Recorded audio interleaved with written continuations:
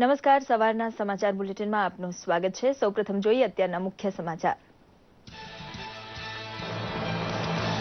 સંયુક્ત રાષ્ટ્ર સભાના 71મા સત્રમાં ભારતે પાકિસ્તાનને કર્યું બેનકાબ। વિદેશ મંત્રી સુષ્મા સ્વરાજે કહ્યું, કાશ્મીરને છીનવાની પાકિસ્તાનની મનશા ક્યારેય નહીં થાય પૂરી।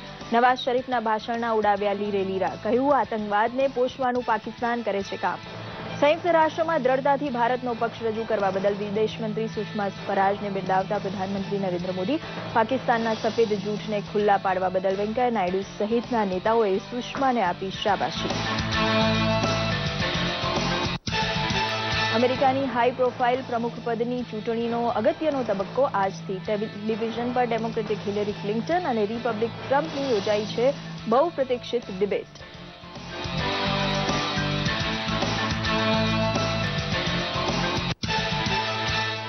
નેનો ટેકનોલોજીની મદદથી ગુજરાતમાં દૂધમાં થતી ભેળસેળ અટકાવવાનું જણાવતા મુખ્યમંત્રી વિજયભાઈ રૂપાણી। ગાંધીનગર કામધેનુ યુનિવર્સિટીમાં ભેળસેળના સરળ ટેસ્ટિંગ માટે વિકસાવાયેલ નવી પદ્ધતિનું સીએમ સમક્ષ કરાયું નિદર્શન। સ્વચ્છતા સપ્તાહ હેઠળ ગુજરાતના જિલ્લે જિલ્લે યોજાયા છે સ્વચ્છતા જાગૃતિના કાર્યક્રમો।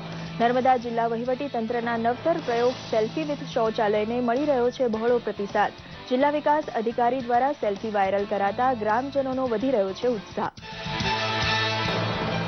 ભારત સરકારના સાંસ્કૃતિક મંત્રાલયના યુથ એક્સચેન્જ પ્રોગ્રામ હેઠળ 35 કોરિયન યુવાનોનું જૂથ ગુજરાતની મુલાકાતે।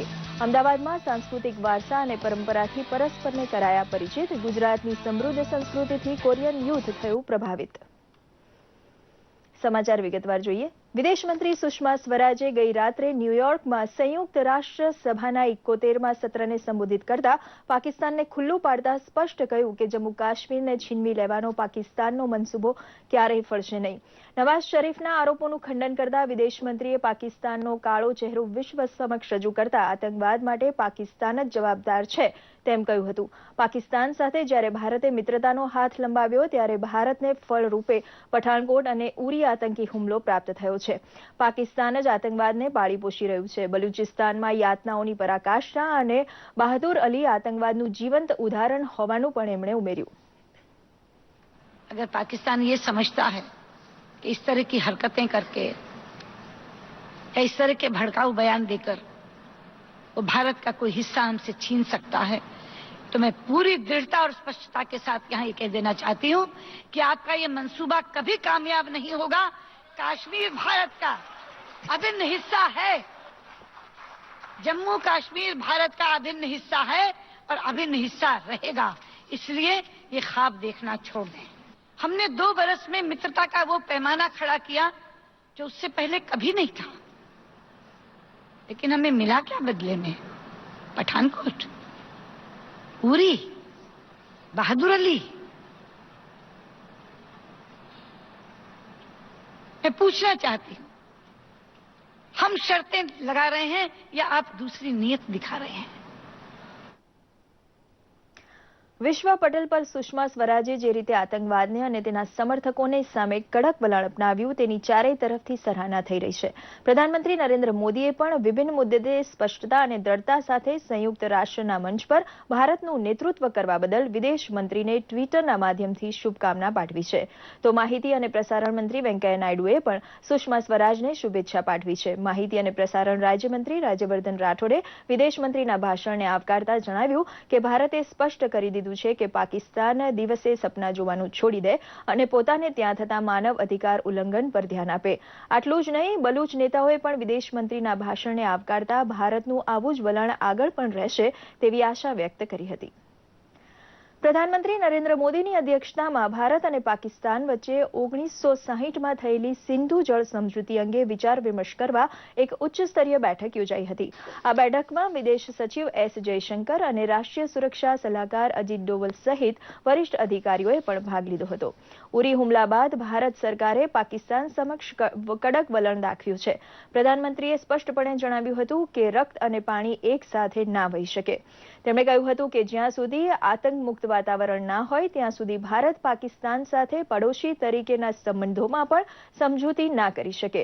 બેઠકમાં પાકિસ્તાનને પોતાની ભૂમિ પરથી આતંકી ગતિવિધિ બંધ કરવા સ્પષ્ટ સંકેત આપવા સાથે તમામ સંધિ અને સમજૂતી પર પુનઃ વિચાર કરવા જણાવ્યું હતું. આ ઉપરાંત ચિનાબ નદી પર 3 બંધો બાંધવાના નિર્માણ કાર્યને વેગવંતુ બનાવવાનો નિર્ણય કરાયો હતો. અમેરિકામાં નવેમ્બરમાં યોજાનારી રાષ્ટ્રપતિ પદની ચૂંટણીઓ પૂર્વે આજે બંને પક્ષોના ઉમેદવારો વચ્ચે પ્રથમ ટેલિવિઝન ડિબેટ યોજાઈ છે.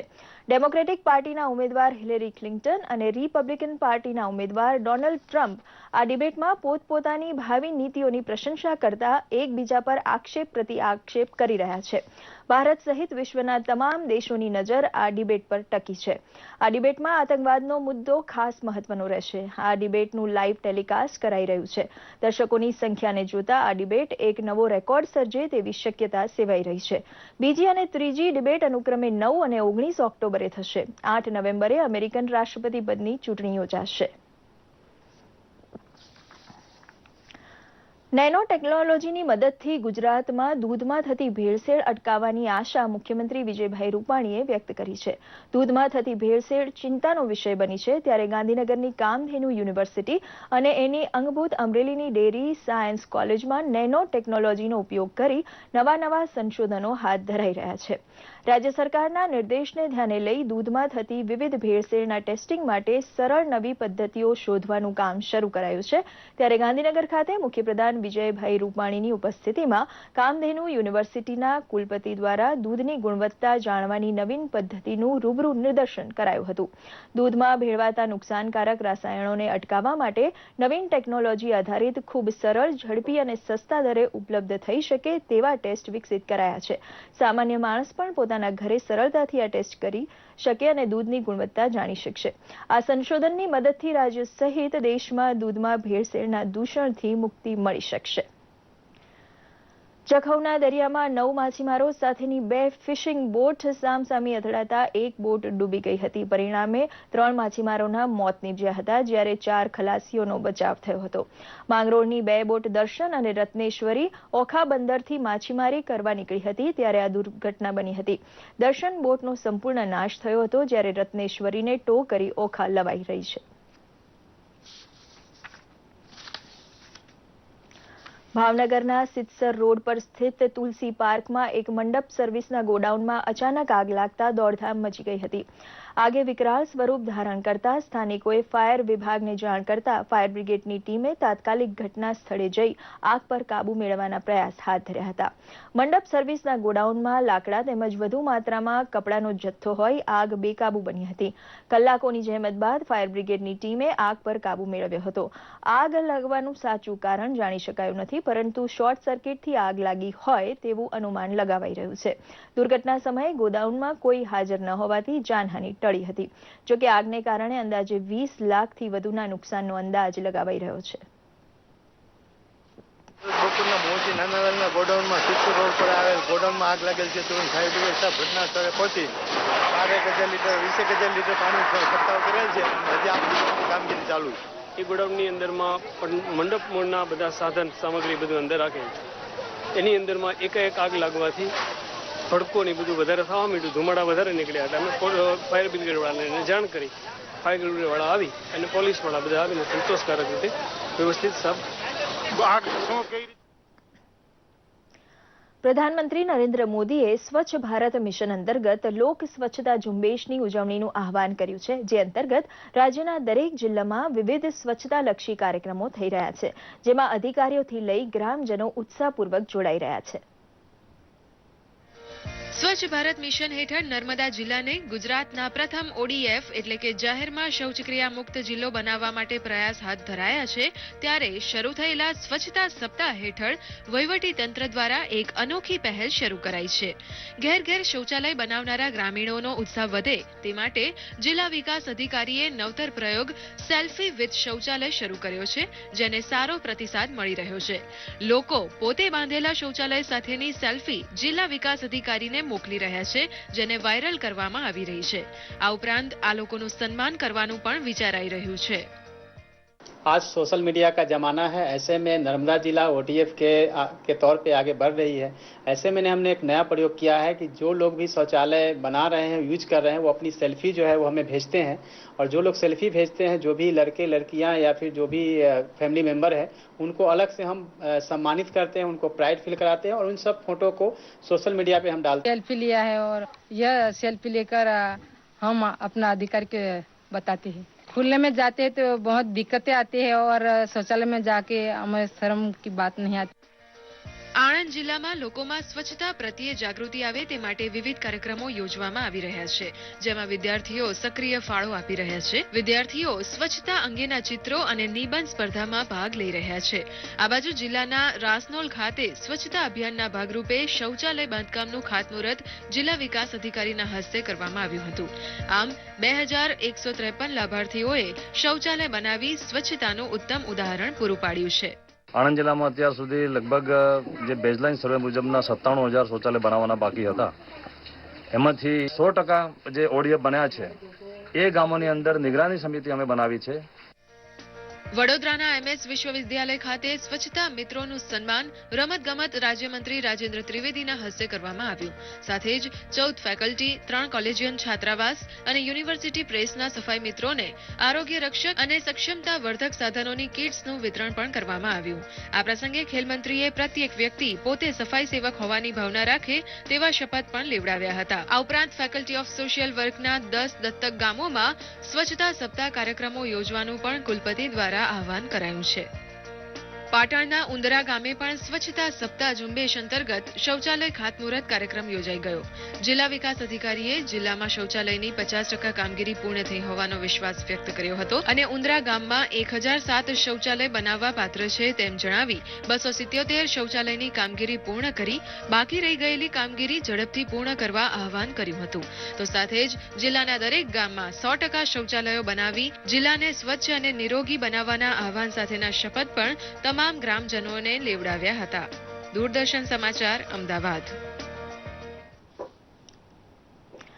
ભારત સરકારના યુવા કાર્યક્રમ અંતર્ગત સાંસ્કૃતિક મંત્રાલય દ્વારા કોરિયા સરકાર સાથે યુથ એક્સચેન્જ પ્રોગ્રામ અંતર્ગત કરાર કરવામાં આવ્યા છે. કોરિયાના 35 જેટલા યુવાનો આ કરાર હેઠળ ભારતની મુલાકાતે આવ્યા છે. 10 દિવસના તેમના પ્રવાસ દરમિયાન દેશમાં જુદા જુદા સ્થળોની આ યુવાનોએ મુલાકાત લીધી હતી. દિલ્હી, આગ્રા ખાતે મુલાકાત બાદ તેઓ ગુજરાતમાં આવ્યા છે. ગાંધીનગર અને આણંદ ઉપરાંત અમદાવાદમાં આવેલા યુવાનો માટે નિરમા યુનિવર્સિટી ખાતે એક સાંસ્કૃતિક કાર્યક્રમનું આયોજન કરાયું હતું. ગુજરાતની સંસ્કૃતિને પ્રદર્શિત કરતા ગીત સંગીતને કાર્યક્રમમાં રજૂ કરાયા હતા. કોરિયન યુવાનોએ પણ પોતાના દેશની સંસ્કૃતિ રજૂ કરતા કાર્યક્રમ રજૂ કરતા વાતાવરણ સંગીતમય બન્યું હતું. ગુજરાતના યુવાનો સાથે તેમણે વાર્તાલાપ કર્યો હતો. NSSના ડાયરેક્ટર કમલકુમારે જણાવ્યું કે બે દેશને જોડવાનો ભારત સરકારનો પ્રયાસ પ્રશંસનીય છે. तो हमारे यहाँ पे करीबन 200 विद्यार्थी जो अलग अलग यूनिवर्सिटी से हैं, निर्मा के अंदर आए हुए हैं, जो गुजरात की भिन्न कल्चर के बारे में बताएंगे, प्लस इंडिया की कल्चर, स्कीट, ड्रामा ये करेंगे. देन कोरियन अपने कल्चर के बारे में यहाँ पे प्रदर्शन करेंगे और उसके बाद कोरिया की जो आए हुए यूथ हैं और जो हमारे इंडिया के यूथ हैं, इनके आपस में इंटरेक्शन होगा, तो जो दोनों देश के बीच में दोस्ती है ये धीरे धीरे बढ़ता जाएगा. ये प्रयास है. Tomorrow we will leave to Mumbai. In Mumbai we will stay 3 days and we plan to visit Mumbai Stock Exchange and other historical places in Mumbai. After that they will leave 29th to Seoul.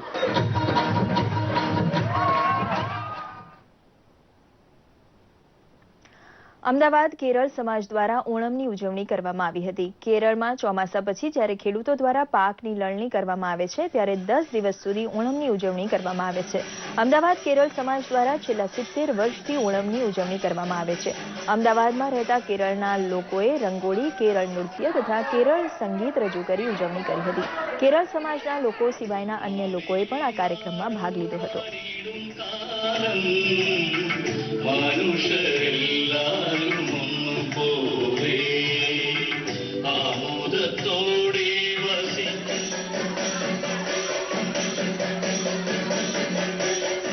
Regional festival नहीं है, national festival जैसा हो गया है.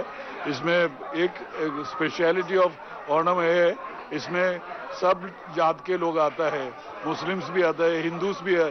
Hindus का main है तो भी हिंदूस अकेला नहीं है, वो इसमें सब लोग मिलजुल के करता है फंक्शन।